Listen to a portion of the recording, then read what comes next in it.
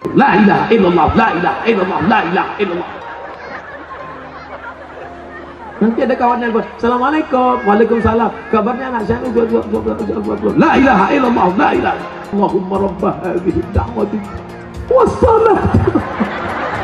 Ati sayyidana Muhammad. Matikan dia ya Allah. Percuma kalau ngerti ngaji, ngerti agama, tapi mulut keluarnya tentang hal-hal yang kotor. Ngapain? Tuhan jangan dimain-mainin, woi.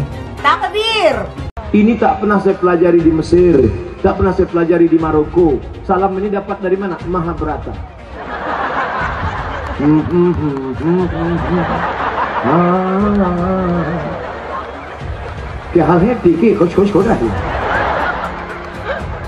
Ini bukan canda, tapi ini penistaan.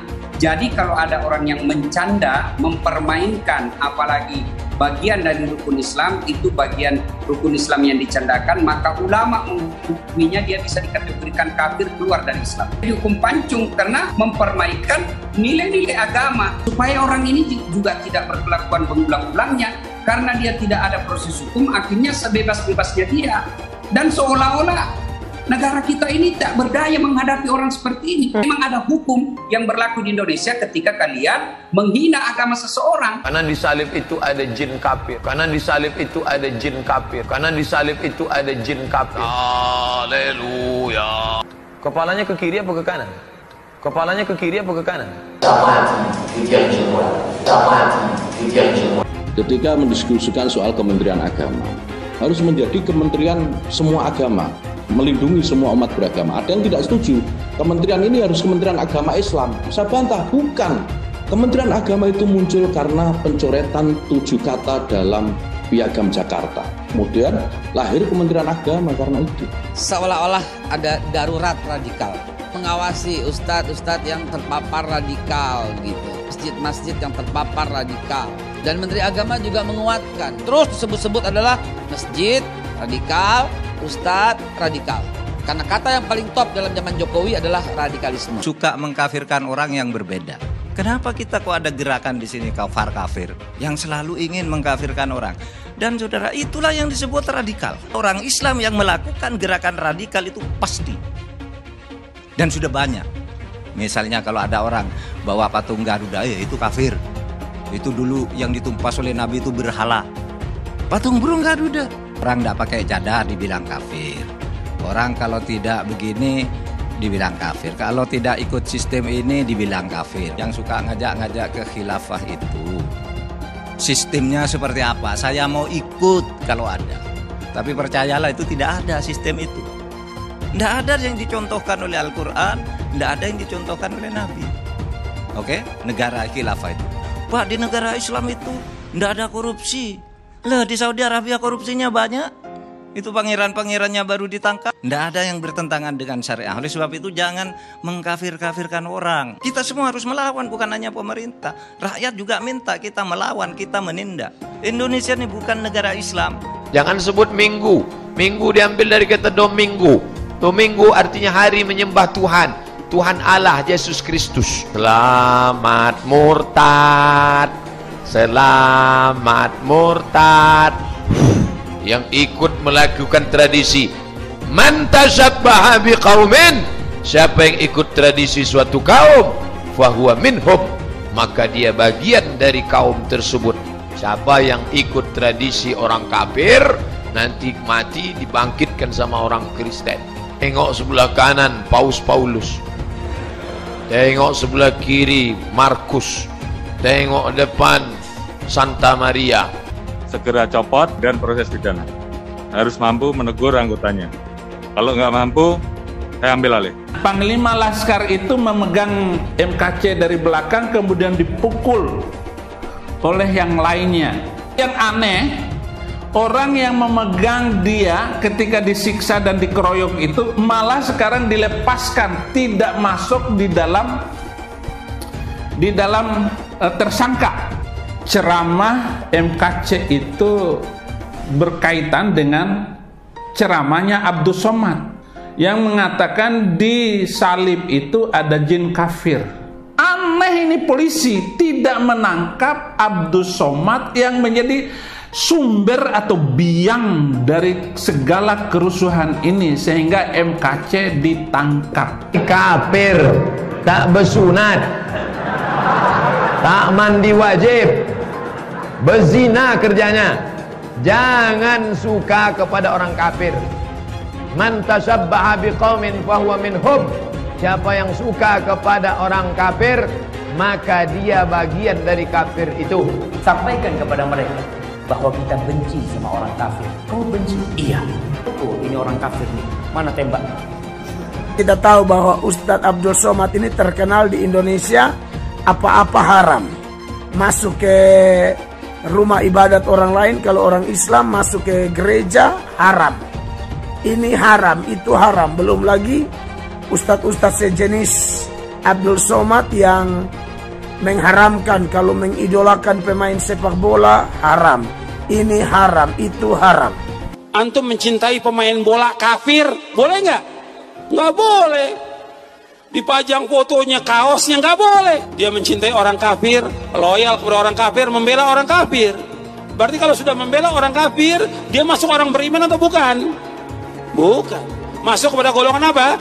Munafik. Apa hukumnya berwisata ke tempat ibadah orang kafir? Contohnya Candi Borobudur.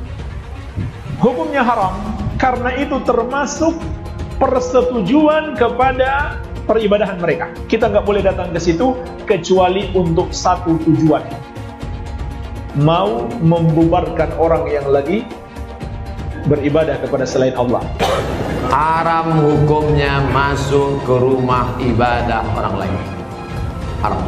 TV itu dikatakan para ulama haram. Maka usulan ana kepada antum-antum yang punya TV, buang tuh TV. Bahaya.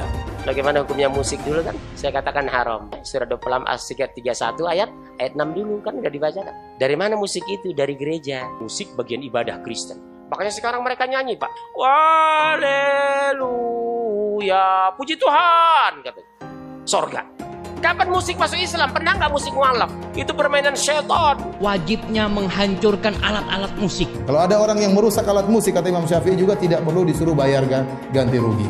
Kenapa? Sama seperti dia menghancurkan khamar. Itu perkara yang haram. Membenarkan ajaran Kristen. Naik, naik, kiri, kanan.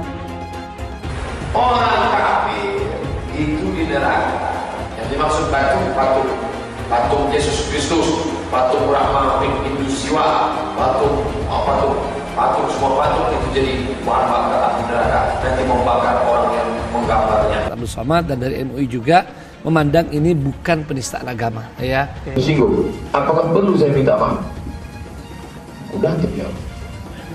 Nah, ajaran saya. Laporan terhadap Ustadz Abdul Somad itu sudah dilaporkan dari beberapa tahun yang lalu. Ternyata Pak Somad boro-boro diproses, dipanggil saja tidak gitu loh. Minta maaf pun tidak mau. Konferensi persnya di MUI kan beliau cuma menyatakan begini, jika beliau meminta maaf berarti ajarannya harus direvisi. Apakah bersalah Abdul Somad sekarang juga? Bagaimana provokasi yang dilancarkan oleh Ustaz Abdul Somad amat sangat keterlaluan memecah belah bangsa ini. Saya juga memohon pada bapak-bapak polisi untuk tidak takut kepada tekanan dari manapun. Ayat-ayat tentang boleh membunuh dan boleh menghina orang lain beda agama itu ditutup. Ini strategi pemerintah China agar orang-orang Uighur tidak menjadi teroris. Disebut teroris marah, tapi mengajarkan ilmu Islam yang menghalalkan darah. Jadi salahnya di mana nyebut teroris? Emang kelakuan kayak teroris? Emang dasar teroris? Jangan katakan bom bunuh diri. Ini banyak wartawan-wartawan yang tidak Islami memakai istilah-istilah kafir tanpa dia sadari. Gerakan bunuh diri, padahal gerakan mati syahid. Zaman sahabat Nabi pakai pedang, zaman sekarang tak pakai pedang. Letupkan, ledakkan, mati syahid. Ada pun orang yang mengejek ini mati konyol. Orang mati syahid dia katakan mati konyol. Saya pernah ditanya, apa pendapat Pak Ustadz tentang ISIS? Bagus, saya bilang. Siapa yang tidak ikut kepada ISIS, kafir, halal darahnya. Ceramahnya Ustadz Abdul Somad. Ya, ceramah yang membenarkan bom bunuh diri. Bom bunuh diri itu memang benar dalam Islam. Orang Islam yang baik itu yang menjadi teroris. Buka Al-Anfal ayat 60. Makruh hukumnya menengok tiang listrik. yang berbentuk salib, karena dikhawatirkan hati goncang. Itulah yang ditempelkan salib di belakang ambulan. Kalau masjid kita punya ambulan, balik dari sini ambil pilok itu lambang yang ada di ambulan, ganti dengan bulan sabit. Batu hitam itu ya Allahnya orang Islam, walaupun seluruh ulama Islam mengatakan kami tidak menyembah batu hitam. Tetapi kenyataannya, kenapa harus pergi ke Arab Saudi untuk mutar-mutar batu hitam itu? Bahkan kita kalau naik haji itu putar 7 kali. Sekali putar, cium itu batu hitam. Putar lagi sekali, cium batu hitam itu. Tidak ada masuk surga di dalam Islam itu. Lalu saya tunjukkan ayatnya. Quran surat Al-Ahqaf ayat 9. Jadi Nabi Muhammad tidak tahu apakah dia masuk surga atau tidak. Nah ini yang dimaksudkan oleh Muhammad Kacai, bahwa tidak ada keselamatan di dalam Islam. Benar itu ada di dalam Al-Quran kok. Ayatnya ada bahwa Nabi Muhammad ketika sholat didatangi oleh jin dan mengerumuni ketika dia lagi sholat. Ayatnya ada. Orang Islam aja yang nggak tahu ayatnya di mana. Terus ada lagi pertanyaan, apa maksudnya bahwa Muhammad masuk neraka? Jadi Muhammad itu masuk neraka? Jelas saja karena Al-Quran juga bilang begitu. Quran surat ke-19 ayat 71 dan 72. Dan Al-Quran itu boleh membunuh manusia lain karena beda agama. Saya tunjukkan ayatnya tadi. Surat ke Al-Baqarah ayat 191. 300 ayat di dalam kitab itu boleh menyelesaikan nyawa orang.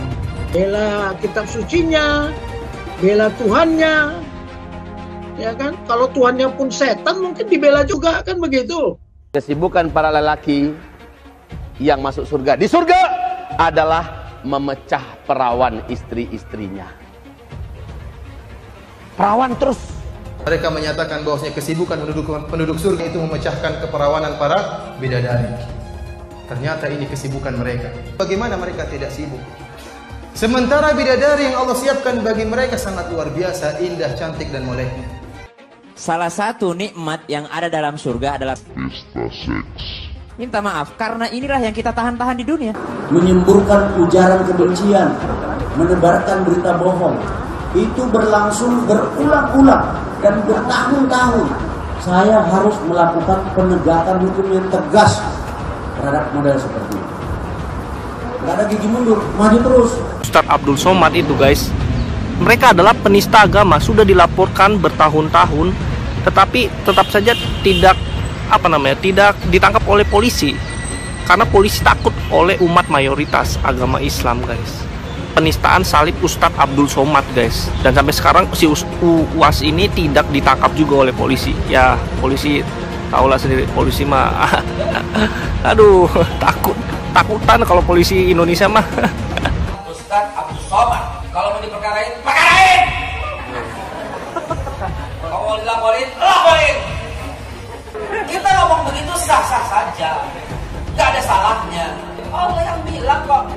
Jadi apabila Abdul Somad yang menghina salibnya orang Kristen tidak mau meminta maaf, karena dari isi ceramah kau itu menimbulkan keributan antar umat beragama. Mungkin aja Somad ya, apabila ada orang non muslim mengatakan di tasbih itu ada tuyul, kuntilanak atau genderuwo, marah nggak kau? Ingat loh, nanti di neraka itu justru banyak yang muslim yang masuk neraka. Agama musuh besar Pancasila. Indonesia itu harus memisahkan antara agama dan negara. Agama dan negara kalau dicampur aduk, maka dua-duanya akan mundur. Kalau negara ingin maju harus dipisahkan dari agama. Mana lebih bagus Pancasila sama Al-Quran? Gitu kan? Sekarang saya mau tanya nih semua. Yang berjuang di abad 20 itu Nabi yang mulia Muhammad apa Insinyur Soekarno? untuk kemerdekaan?